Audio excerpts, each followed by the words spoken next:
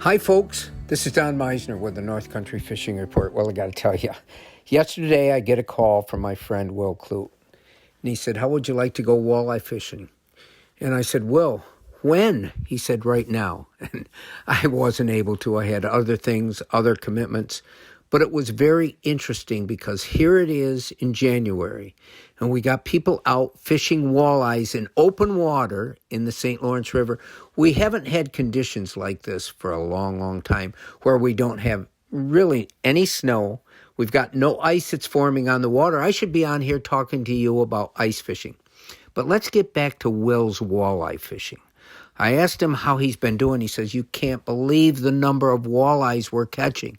I said, "Okay, tell me how, Will, and then I can pass it on because I've got to be doing radio excerpts to explain some of this." So he said, "Well, we're fishing in anywhere from 15 to 40 feet of water, and I'm jigging for these fish. A lot of people are trolling, but I'm jigging for them." And so I asked him, "Okay, tell me what you're using, the colors, so people can get a better idea of how maybe they can catch walleyes this time of the year." Well, the water temperature is really, it's getting pretty cold, obviously. It's 38 degrees.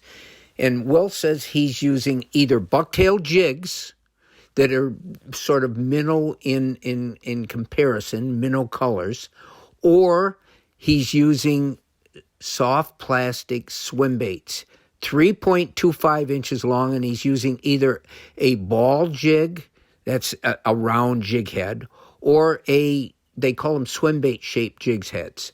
And he's fishing very slowly. And I got to tell you, they're catching a lot of fish. He said that when it gets later in the day, near 4 o'clock in the afternoon, then he switches to a much bigger swim bait. Instead of the 3.25, maybe a 5-inch or even 6-inch swim bait. And he says there's two reasons. Number one, it seems to be that the larger walleyes start reacting, feeding at that time. And second of all, maybe they can see it better or whatever, but that bigger swim bait seems to have more appeal at that time of day. Earlier, it's not the same case.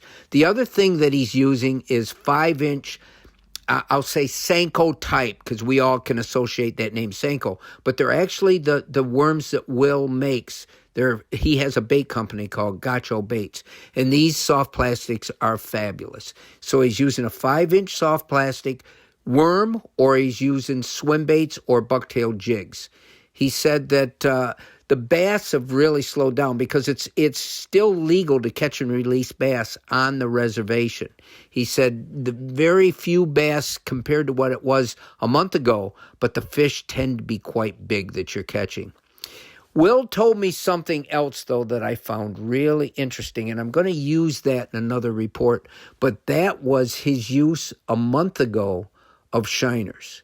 And we'll talk about that more at another time. But the other thing that Will did say was that he uses a lithium spray on his line so that he's not passing as much water into the guides.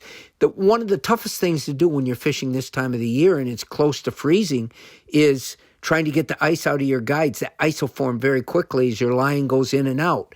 Braided line doesn't work as well as others because it holds more moisture and it will make your guides freeze quicker. But if you have a spray like that, it can help out. And we will cover some of these other things at a later point. But the interesting thing is that if you're able to get out there this time of the year, because the water is open, if you have a place where you can launch a boat and you can even troll.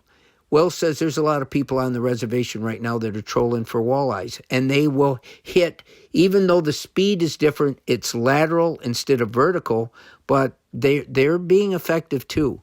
So this is nice news. I'm hoping I can get out and do this before the water does freeze, because Will says that the next time I have a chance to go, he wants to take me out there. I'd love to pass this experience on to all of you. Until next time, folks, this is Don Meisner with the North Country Fishing Report.